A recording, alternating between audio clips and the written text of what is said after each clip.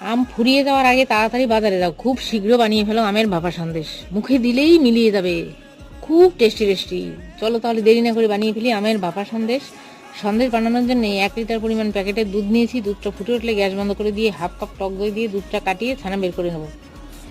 টক দই দিয়ে দুধ কাটালে ছানাটা একটু বেশি পরিমাণে পাওয়া যায়, তোমরা লেবু বা ভিনেগার দিয়েও কাটিয়ে নিতে পারো। ছানার জল ঝরিয়ে প্লেটের মধ্যে একটু ভেঙে নেব। মিক্সির জারের মধ্যে দিয়ে দেবো দুটো পাকা আমের টুকরো, দেবো কিছুটা নারকেল কোড়া, পরিমাণ মতো চিনি, কিছুটা পরিমাণ গুঁড়ো দুধ দেবো। এবার সব কিছু একসাথে একটা পেস্ট বানিয়ে নেবো।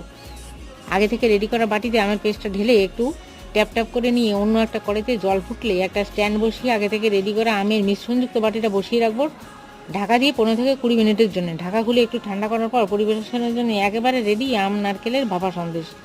এবার প্রয়োজন মতো চৌকো শেপ দাও আর পরিবেশন করো। ভালো লাগলে অবশ্যই একটা লাইক দিও, সাবস্ক্রাইব করতে ভুলো না। দেখা হবে পরের ভিডিওতে। সবাই সুস্থ থেকো।